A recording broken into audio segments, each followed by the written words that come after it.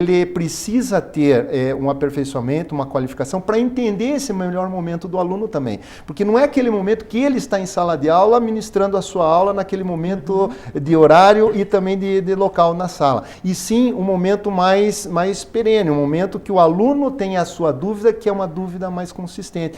Então, claro, evidentemente o professor também não vai passar as 24 horas do dia e 7 dias por semana conectado. Claro, por isso que existem os instrumentos, né, que a gente chama de comunicações assíncronas, onde o aluno pode postar sua dúvida num fórum de discussão dentro de um ambiente virtual de aprendizagem e, no momento oportuno, o professor verificar aquela dúvida e sanar dele. Não precisa estar em sala de aula para tirar dúvida. Então basta pegar o melhor momento. Então aí o professor já está colocando também um momento de educação à distância. Sim. E também uma educação presencial, mas que utilize essa ferramenta de um ambiente virtual, de aprendizagem, onde o aluno tem acesso, onde o professor também tem acesso. Seriam as duas situações. Hoje nós pregamos as duas coisas, a aula presencial, né, o ensino presencial e a educação à distância. Eu acredito que em algum tempo, já na frente, essas duas concepções metodológicas serão fundidas em um ensino semipresencial. Sim. Certo? Quer dizer que tem os momentos presenciais que são ricos, dos diálogos, dos debates, mas que também tem aquele momento onde você, aluno, tenha o melhor momento para fazer a sua aprendizagem, para realizar a sua aprendizagem, porque ali sim que vai ser efetivado ou que vai ser consolidado um conhecimento, né? Então seria o merge, né? Seria a junção dessas duas metodologias que a gente prevê ou está visualizando aí num futuro não muito distante. Certo.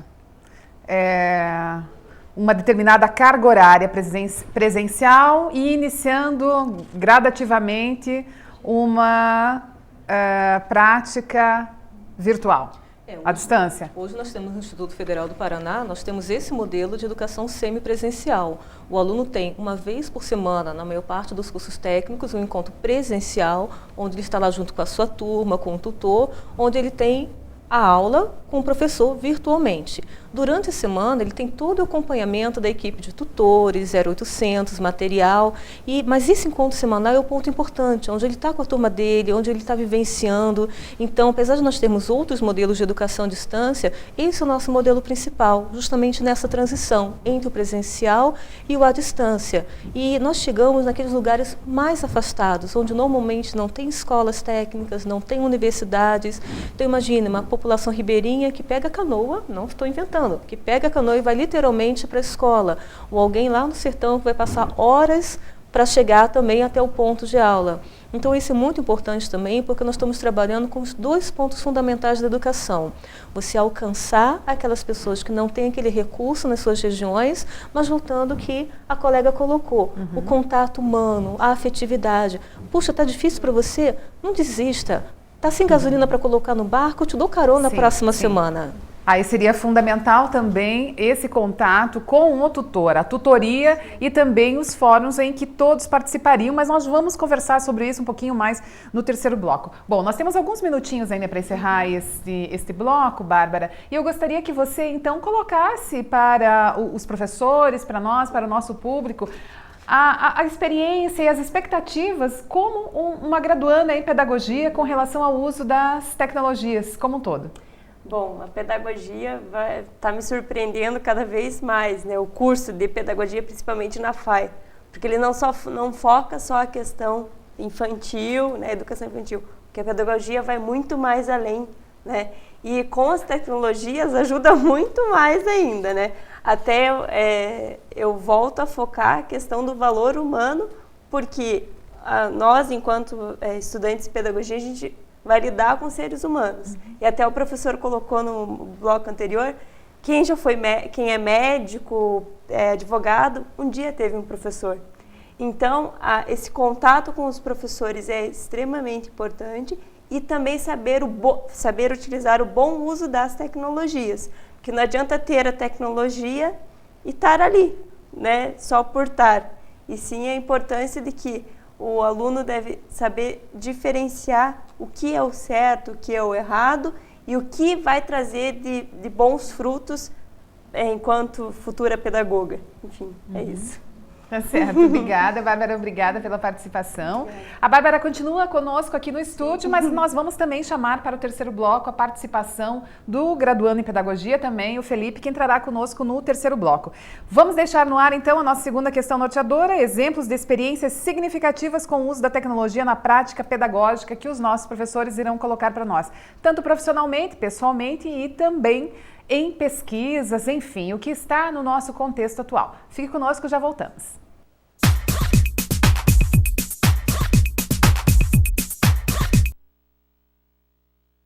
O maior patrimônio de uma nação é seu povo. E o maior patrimônio de um povo é a educação que ele recebe e que transforma em progresso. É por isso que todo educador assume um papel-chave. E ele começa não na tarefa de educar, mas sim na de aprender com os melhores profissionais, atualizando-se e fazendo uma especialização com quem há mais de um século trabalha na arte de ensinar com qualidade. FAI, porque só quem tem a maior tradição no ensino é que pode oferecer a melhor pós-graduação em educação.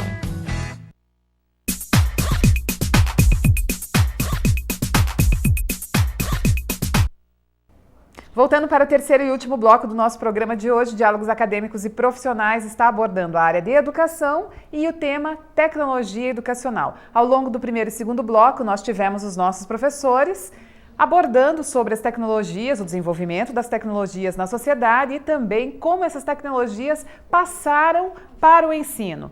Entraram nas escolas e então tornou-se a tecnologia educacional. Ao longo do segundo bloco, os nossos convidados comentaram sobre a importância das tecnologias na formação continuada desses docentes, dos professores, e também começaram a apontar as experiências significativas, valiosas, com o uso das tecnologias na educação. Agora, para o terceiro bloco, nós temos a presença de um outro graduando em Pedagogia, o aluno Felipe, que está no segundo ano de Pedagogia na FAI e que vai colocar para nós também algumas experiências significativas que teve ao longo da sua vida estudantil e também no exercício da sua profissão atual.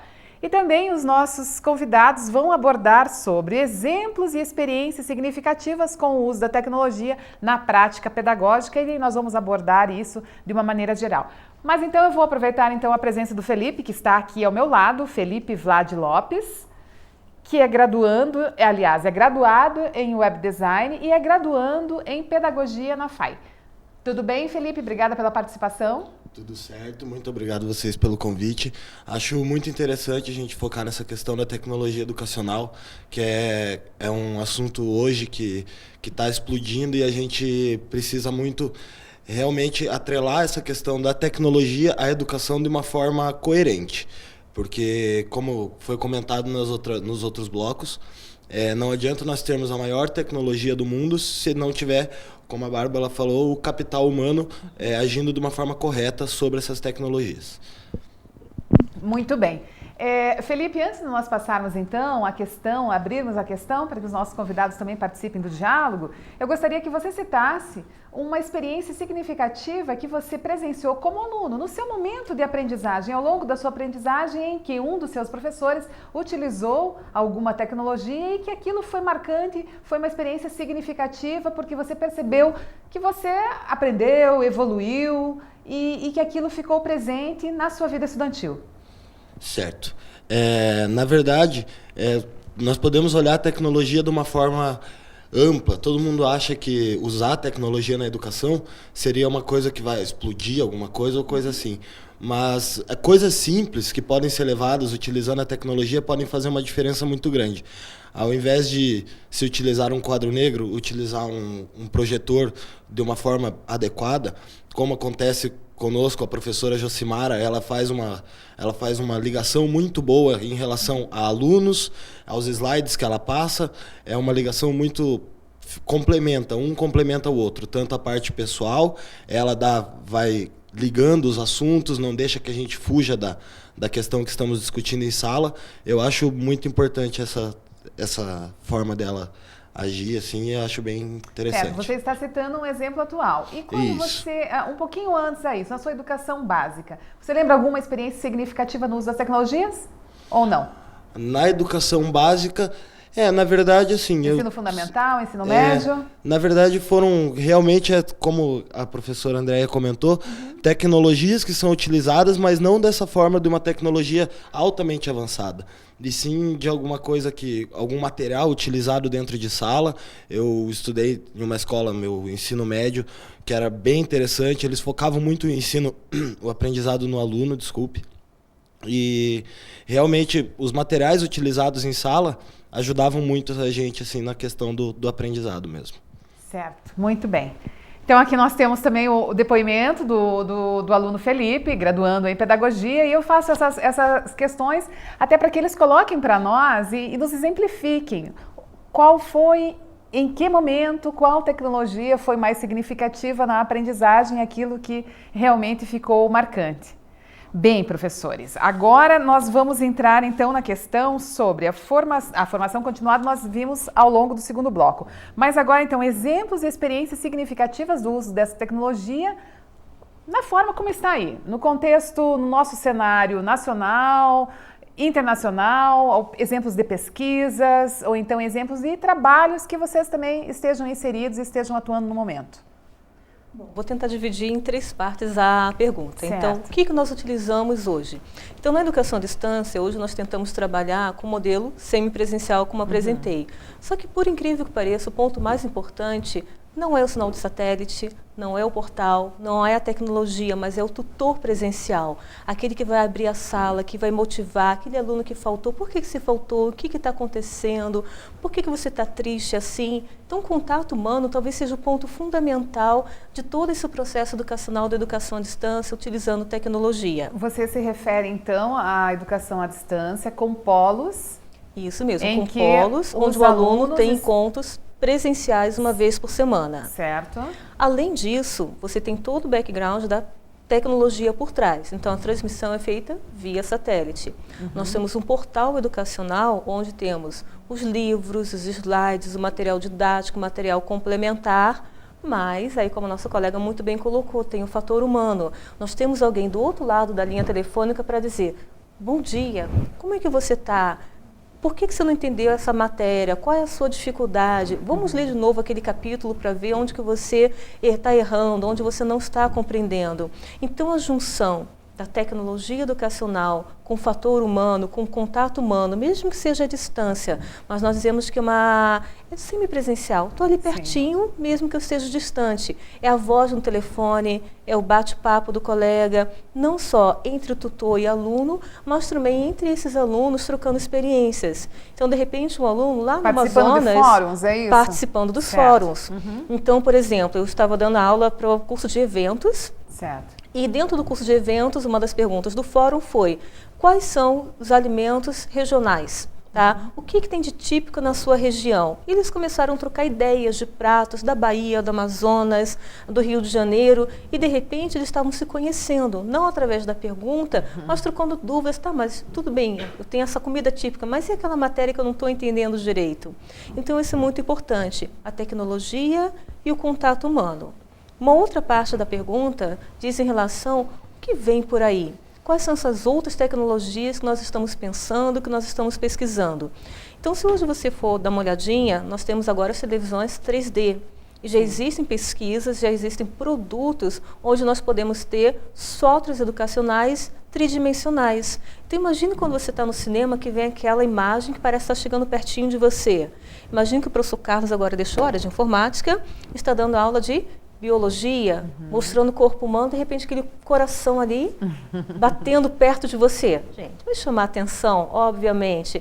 Então, é uma tecnologia, eu estou utilizando um recurso para trabalhar com uma matéria tradicional, que é o ensino do corpo humano. Mas ao invés do bonequinho, do slide, eu tenho um coração ali pertinho de mim, pulsando. E utilizando a tecnologia 3D, também há a possibilidade de fazer toda a exposição de uma maneira mais integrada, de uma maneira ampliada, algo que não seria possível através de uma foto, que também seria uma tecnologia, mas uma foto simplesmente colocada num livro didático. Aí, neste momento, nós usamos a tecnologia de uma maneira ampliada e que serviria muito bem aos objetivos daquela aula. Isso, e muito além do 3D, da própria realidade virtual, onde você tem os componentes, os objetos em movimento. Mas eu gostaria também de citar uma outra coisa, Regina. Sim. Qual professor que não fica enlouquecido com os alunos com o celular dentro de sala de aula? Tá? É barulho, é atendendo, mas por que nós não podemos voltar esse aparelho para o uso também da informática, o uso da tecnologia educacional? Então, também temos uma outra linha de pesquisa que é do mobile learning. Como utilizar o celular de forma educativa. Então, hoje ainda, o uso do computador ainda é restrito a algumas classes, ainda é um equipamento caro, nem todos podem ter. Por outro lado, nós praticamente temos as estatísticas que quase todo brasileiro tem um celular. Por que eu não posso usar também esse equipamento através da tecnologia educacional para ensinar conteúdos? Então, também temos alguns experimentos utilizando e-books, animações, com o uso da tecnologia móvel. Então, aquilo que vem dando trabalho, de repente eu posso utilizar como recurso educacional. E um último exemplo que eu gostaria de citar, depois até para passar a palavra para o professor Carlos, qual mãe também não fica louca com o filho lá jogando o tempo inteiro? Sim. Mas o jogo também ele pode ser educativo. Nós temos hoje cursos de jogos digitais no Instituto Federal, onde o foco desse curso não é só os jogos tradicionais de entretenimento, mas também voltado, junto com os colegas da pedagogia, como que eu posso trazer uma determinada matéria de forma divertida. E vamos sair um pouquinho da matemática, vamos para algo diferente. A música.